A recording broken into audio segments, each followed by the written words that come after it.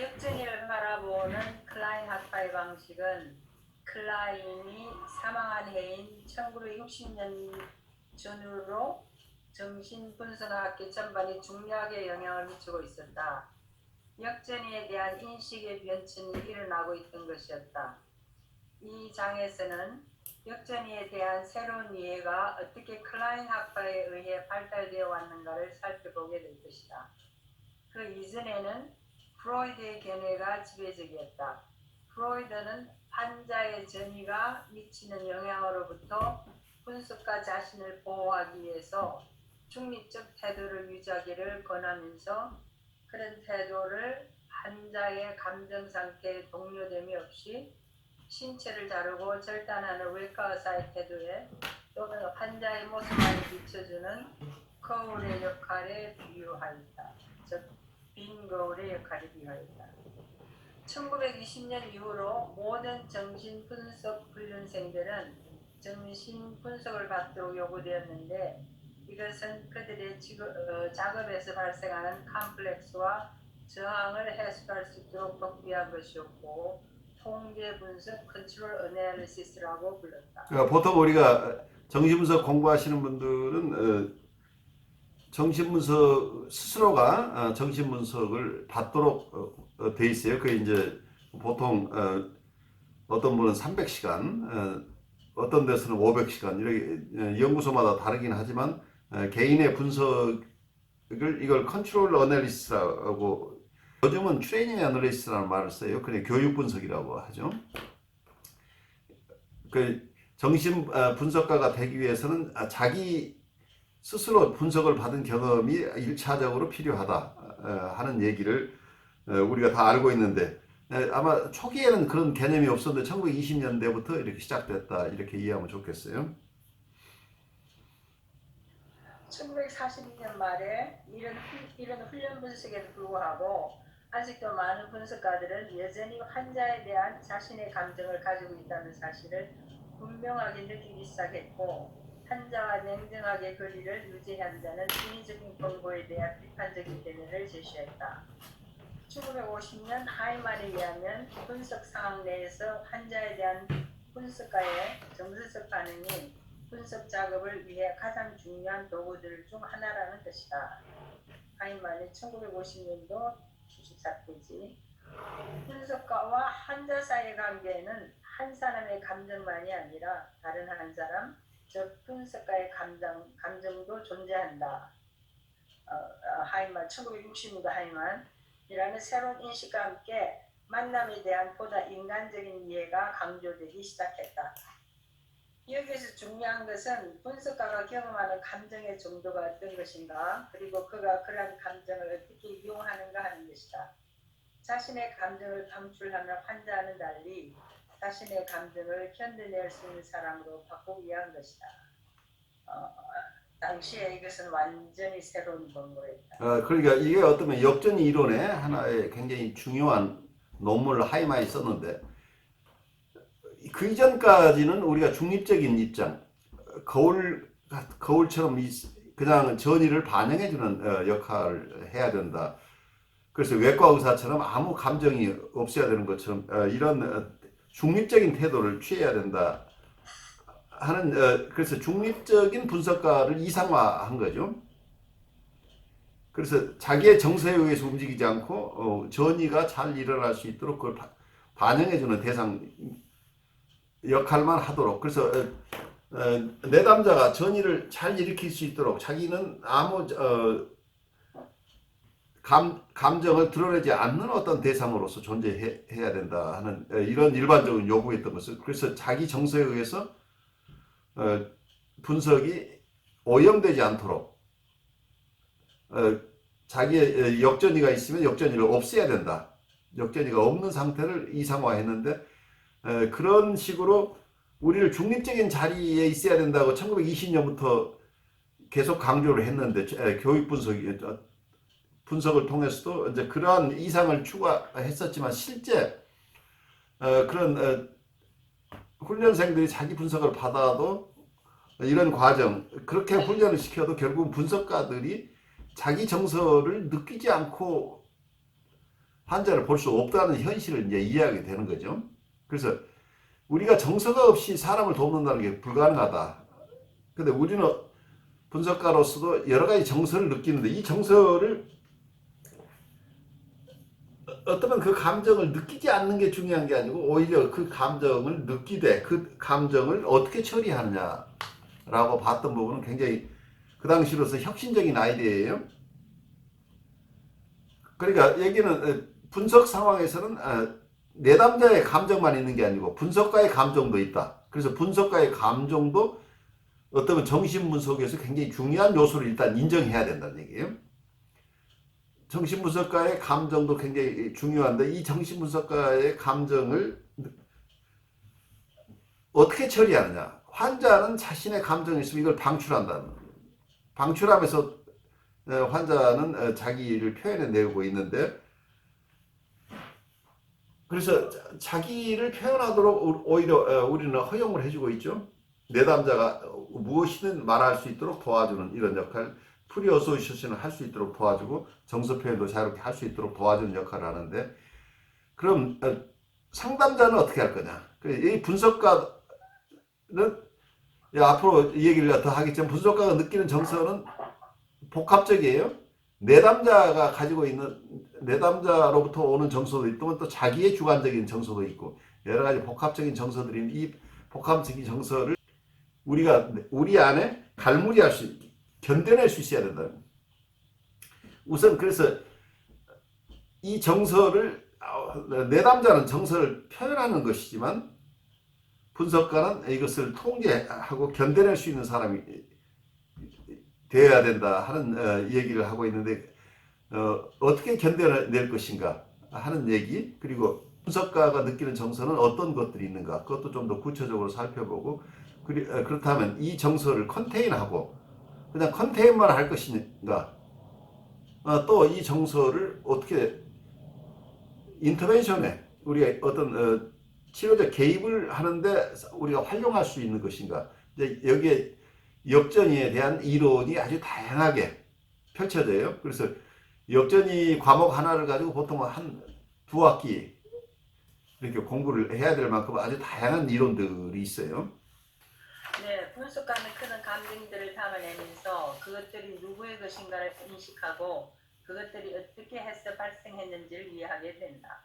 이것은 당연히 분석가가 관계하고 있는 환자에 대해 무언가를 맞춰줄 것이다.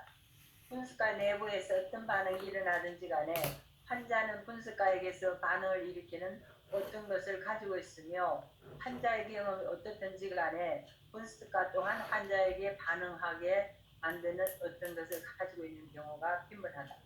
그러나 분석의 진전을 위해 두 사람 모두가 주의를 기울여야 할 부분은 환자가 기여한 부분이다. 만약 분석가가 자신의 자기 이해를 신뢰할 수 있다면 그는 환자가 기여한 부분에 대해 실마리를 제공하는 것을 통해서 분석 작업에 기여하는 것이다.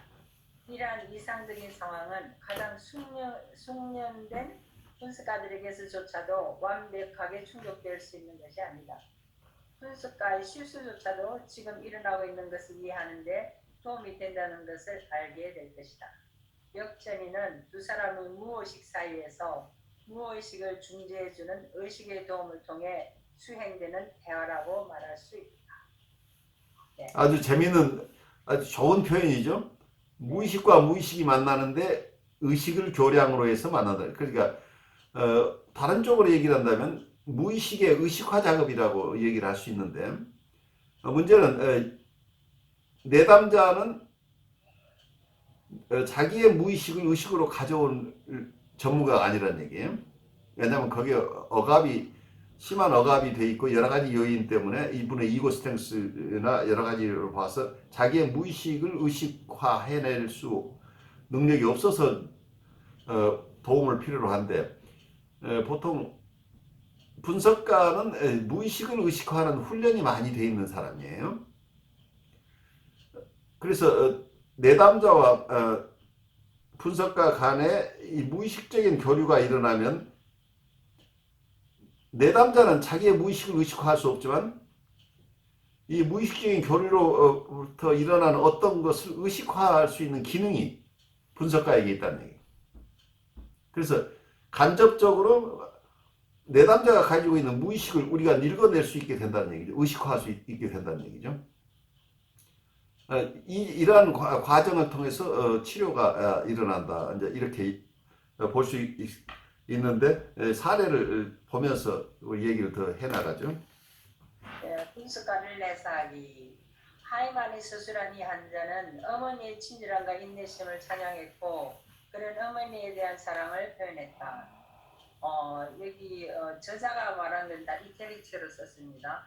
그는 전에 차에 어머니를 태우고 드라이브를 나갔다가 집에서 아주 멀리 떨어진 곳에 도달해서 어머니가 자신에게 했다고 생각되는 잘못들에 대해 그녀를 비난하면서 자신의 속마음을 털어놓았던 일을 기억했다.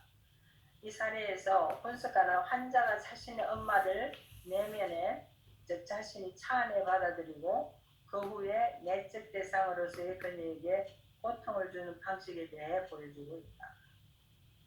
그는 분석이 자신의 상태를 개선시키는데 완전히 실패했다고 하면서 당장 분석을 집어치우고 자신의 절박한 현실 문제에 대해 충고해주거나 자신의 외적 상황에 직접적으로 개입해줄 것을 요구했다.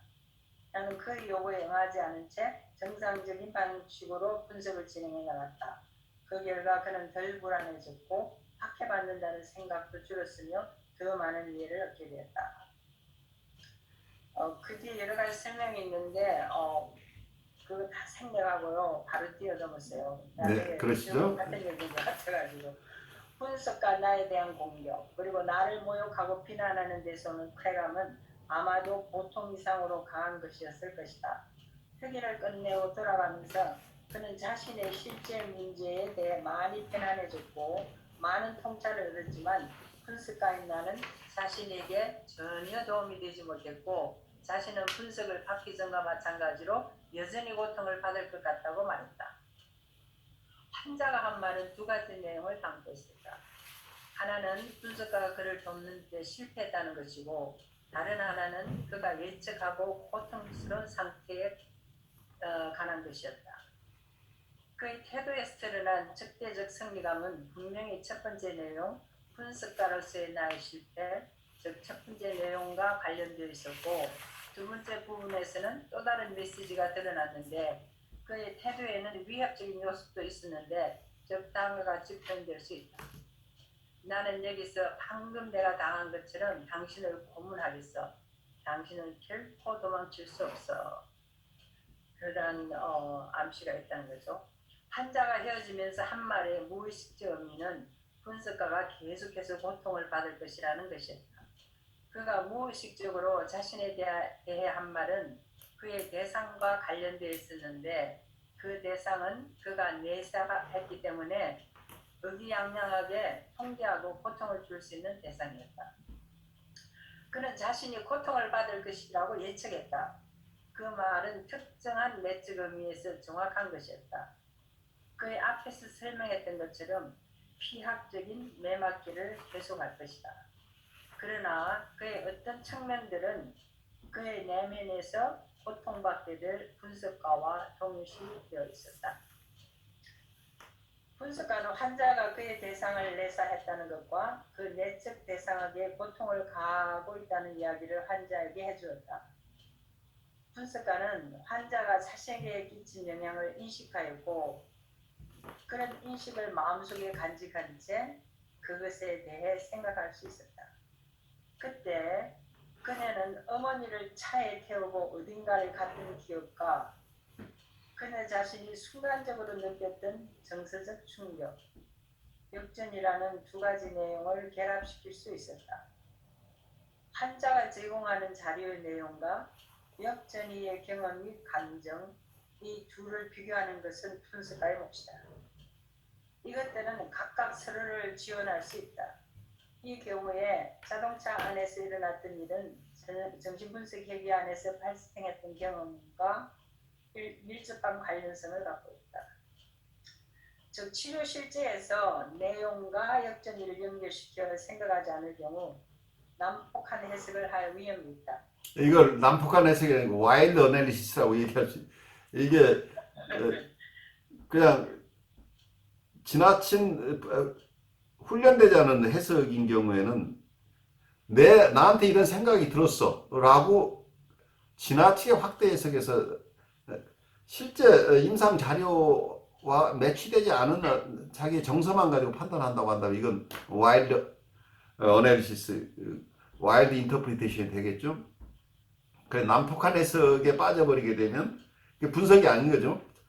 자기 마음대로 상상한 대로 그냥 가버리는 경우가 되니까 임상 자료와 아주 케어풀하게 자기 역전위를 잘 종합해서 어떤 해석을 도출해야 된다는 얘기죠.